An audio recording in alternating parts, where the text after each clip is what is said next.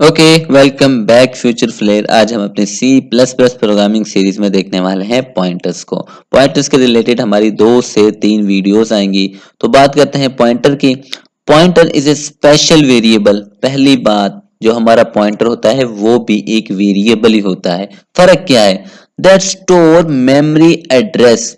किस चीज को स्टोर कर रहा है? मेमोरी एड्रेसेस को स्टोर कर रहा है।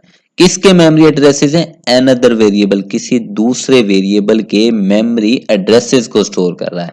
ठीक है, instead of storing the values को स्टोर नहीं कर रहा, बल्कि किसी दूसरे वेरिएबल के मेमोरी एड्रेसेस को स्टोर करता है हमारा पॉइंटर। होता ये भी हमारा वेरिएबल ही है। ठीक है, तो नॉर्मल वेरिएबल किस चीज को स्टोर कर रहा है? वैल्यूज को। ठीक है, जिस तरह के हमारा x को असाइन किया हुआ है हमने 10, तो मेमोरी में क्या होगा? बॉक्स बनेगा जिसकी वैल्यू क्या है? 10। अब इस वेरिएबल का, इस स्टोरेज बॉक्स का कोई ना कोई मेमोरी में एड्रेस होता है। हमारी मेमोरी में जो भी चीजें स्टोर होती हैं उनका एक मेमोरी एड्रेस लाजमी होता है। तो मान लो ये क्या है? हमारा मेमोरी एड्रेस है इस x वेरिएबल का, इस x स्टोरेज बॉक्स का। ठीक है, जो हमारा एड्रेस होता है वो बेसिकली हेक्साडेसिमल में होता है। उसके बाद पॉइंटर की बात करें, पॉइंटर किस चीज को स्टोर करा है? Store the address of value. अब ये क्या था? हमारा वेरिएबल था, हमने क्या एक पॉइंटर लिया, उसके अंदर वो किस चीज को स्टोर किया? Address of x variable. ये हमारा एक्स वेरिएबल था ना, इसका जो एड्रेस है उसको स्टोर करेगा हमारा पॉइंटर।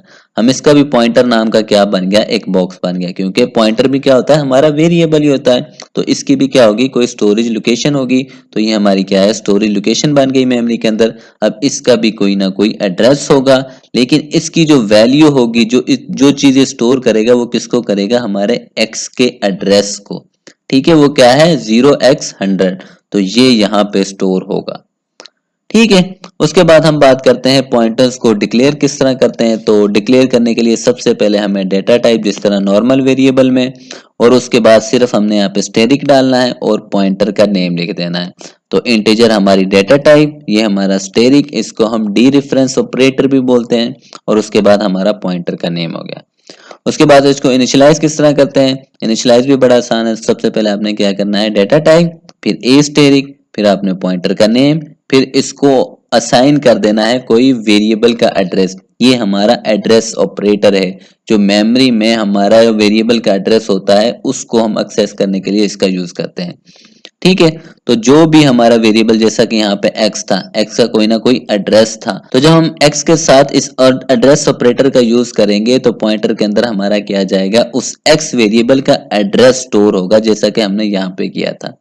ठीक है, फॉर एग्जाम्पल ये देखो, हमने क्या बना लिया? एक वेरिएबल बना लिया int x is equal to 10। ठीक है, उसके बाद हमने एक पॉइंटर इनिशियलाइज करवा लिया, ये हमारा पॉइंटर हो गया, और इसके अंदर हमने क्या स्टोर करवा दिया?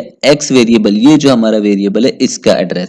ठीक है, अगर आपका वेरिएबल नहीं मौजूद, मान लो ये वेरिएबल नहीं है, तो आप अपने पॉइंटर को नल से भी इनिशियलाइज करवाते हैं। नल मतलब ये अब क्या स्टोर करेगा? 0 स्टोर कर लेगा।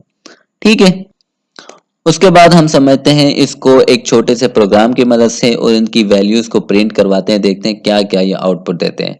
ठीक है, तो सबसे पहले हमने यहाँ पे क्या किया है? एक वेरिएबल को इनिशियलाइज करवा दिया जिसका नाम है नेम। साथ में मेमोरी बना लेते हैं, तो मेमोरी में क्या बनेगी? एक स्टोरेज लोकेशन बनेगी जिसका नेम है नम, और उसकी वैल्यू हमने क्या रखवा दी? यहाँ पे 10 रखवा दी। अब इसका कोई ना कोई मेमोरी में एड्रेस भी होगा, तो मान लो ये हमने क्या दे दिया? उसका एड्रेस बना दिया। ठीक है, उसके बाद हमने पॉइंटर, तो पॉइंटर भी एक वेरिएबल है, इसका भी क्या बनेगा? स्टोरेज बॉक्स बनेगा। ठीक है, अब इसका भी कोई ना कोई एड्रेस होगा, क्योंकि मेमोरी में बना है ना, और इसके अंदर लेकिन स्टोर क्या है? एड्रेस ऑफ नम। तो ये है ना हमारा नम का एड्रेस, तो ये यहाँ पे स्टोर होगा। ठीक है, उसका एड्रेस स्टोर होगा, क्योंकि पॉइंटर हमेशा किसी वेरिएबल की वैल्यू को पॉइंट करता है। तो पॉइंटर किसकी वैल्यू को पॉइंट कर रहा है इस टाइम? नम के वेरिएबल की। ठीक है, उसके बाद देखना ये आउटपुट क्या क्या। तो हम क्या करते हैं? एक आउटपुट स्क्रीन भी बना लेते हैं। तो सबसे पहले हमें क्या होगा? Value of num message print होगा। उसके बाद नम की जो भी वैल्यू, तो नम की वैल्यू क्या है? 10। तो 10 यहाँ पे क्या हो जाएगी? प्रिंट हो जाएगी। उसके बाद दूसरे नंबर पे एड्रेस ऑफ नम, उसके बाद क्या प्रिंट होगा? एड्रेस ऑफ नम। तो एड्रेस, नम का एड्रेस क्या है? ये 0x100, तो ये इस दफा ये प्रिंट हो जाएगा। ठीक है, एक बहुत ही इंपॉर्टेंट बात, जिस डेटा टाइप का आपका वेरिएबल होगा ना, उसी डेटा टाइप का आपने क्या लेना है, पॉइंटर इनिशियलाइज करवाना है, अदरवाइज एरर आ जाएगा। ठीक है। उसके बाद थर्ड नंबर पे पॉइंटर स्टोर हमारा मैसेज प्रिंट होगा, और पीटीआर में हमारा क्या है, एड्रेस है। तो हमारा एड्रेस किस चीज का एड्रेस है, देखो 0x, यानी नम वेरिएबल का जो एड्रेस था वो स्टोर है हमारे पॉइंटर के अंदर, तो वो देखो वही प्रिंट हो गया। ठीक है।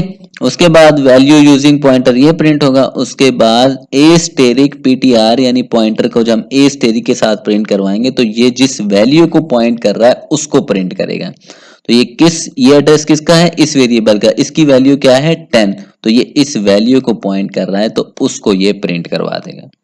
ठीक है। तो इस तरह से बेसिकली हमारे पॉइंटर्स वेरिएबल्स की वैल्यूज को प्रिंट करवाते होते हैं। ठीक है, आई होप आपको समझ आ गई होगी। कोई क्वेश्चन हो तो लाजमी पूछेगा, चैनल को लाजमी सब्सक्राइब कीजिएगा। ओके।